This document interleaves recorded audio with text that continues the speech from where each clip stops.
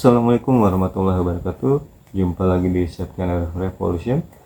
Buat siapapun dari manapun, semoga masih dalam keadaan sehat walafiat. Yang sakit diberikan kesehatan, menjadi penggugur dosa insya Allah ya. Yang sehat dijaga kesehatannya baik-baik. Oke, tidak bosan-bosannya saya coba mengingatkan, jangan lupa selalu kita selipkan doa dalam, khususnya untuk umat Islam, selipkan doa untuk saudara kita di Palestina saat sehabis sholat atau mungkin di sujud-sujud terakhir ya, atau dengan doa kunutnya ya. Jangan lupakan doakan mereka, dan yang mempunyai harta berlebih atau rezeki yang berlebih, jangan lupa didonasikannya. Semoga menjadi amal kebaikan yang bisa menyelamatkan kita di dunia maupun akhirat ya, melalui tempat donasi-donasi yang kita percayai atau Anda percayai ya. Kali ini saya ingin bahas perihal nih, ada yang baru, perihal Pak Gatot Nurmantio nih, melalui kami ya, karena kita tahu, sudah banyak yang tahu ya, Pak Gatot ini kan masuk di dalam pengurus kami ya, Koalisi Aksi Menyelamatkan Indonesia kalau tidak salah itu namanya. Dan belum lama beliau dengan Pak Her Subeno ya, kalau nggak salah, dia melakukan konferensi pers ya. Dan di sini saya mengambil satu ulasan saja dari salah satu pertanyaan pewawancara ya, atau pengunjung dalam konferensi pers tersebut ya. Pertanyaannya apa? Silakan disimak dulu pertanyaannya berikut videonya. Selamat sore Pak, saya Adil dari Tempo. Pertanyaan yang pertama adalah tadi kalau melihat teman-teman kami sikapnya terbelah gitu ya, ada yang memang menjadi tim sukses ataupun bergabung, ada juga yang memilih untuk di luar.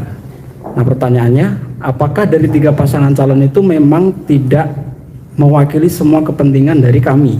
Kalau memang 3 pasangan calon itu seolah pengen menyelamatkan Indonesia, jadi 3 pasangan calon ini representatif nggak untuk menjawab tantangan itu, sehingga kami tidak memutuskan. Tetapi sebagian orang kami mendukung kayak gitu ya.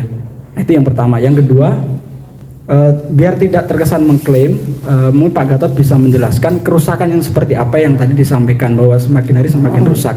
Meskipun opini publik sudah tahu, tapi menurut saya penting sekali untuk Pak Gatot menjelaskan biar tidak terkesan mengklaim kayak gitu. Baik, terima kasih. Seperti yang kami sampaikan tadi, bahwa pemilu adalah hak masing-masing manusia Indonesia. Jadi kami tidak bisa mencegah. Kami tidak terbelah. Saya ulangi, kami tidak terbelah karena kami memang sudah komitmen sejak awal. Silakan Anda mendukung siapapun juga. Silakan Anda mendukung siapapun juga. Tetapi apabila mendukung untuk menjaga netralitas kami, maka keluar dari jabatan struktur kami. Ini ya, ini yang perlu saya jaga. Ini tidak terbelah. Mereka tetap teman saya, tetapi dalam kami mereka nggak bisa bicara atas nama kami. Kemudian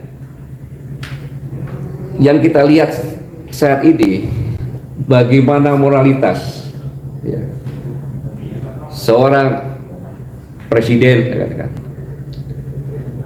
pernah bicara bahwa tidak mungkin anak saya akan maju karena baru 2 tahun jadi wali kota, umurnya belum sampai, begitu kan?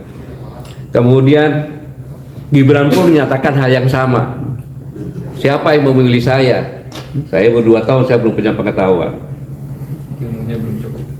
Tetapi sang paman, Ketua Mahkamah Konstitusi, ya, sebagai Ketua Mahkamah Konstitusi, secara jelas MK sudah menyatakan melanggar etika dan lain sebagainya, toh tetap maju. Sekarang nomor lagi Anda lihat di TikTok dan sebagainya. Sehingga jelas terjadi degradasi moral terhadap pemimpin bangsa ini. Ini sangat berbahaya. Oleh karena itulah maka kami di sini tetap pada posisi sehingga tidak memihak kepada salah satu paslon maupun PPS lainnya lagi, dan akan berjuang tidak pernah goyah apapun juga. Sudah dibuktikan bahwa Koalisi Aksi Menyelamatkan Indonesia apapun yang akan dihadapi kami tetap tegar.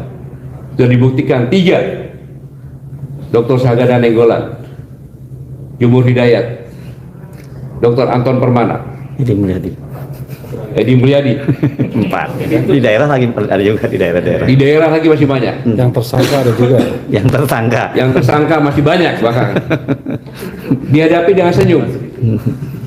Karena memang keyakinan terhadap perjuangan yang harus dilakukan apapun yang akan dihadapi demi menyelamatkan anak dan cucu kita semuanya. Ya, seperti itu apa yang diutarakan dari Pak Gatot Nurmantio setelah ditanya oleh salah satu pengunjung konferensi pers ya. Menarik ya jawabannya. Beliau menyinggung soal antara Pak Jokowi, Gibran maupun pamannya ya, paman dari Gibran itu Pak Anwar Usman yang akhirnya diberhentikan dan melanggar ya, karena melanggar kode etik kalau tidak salah.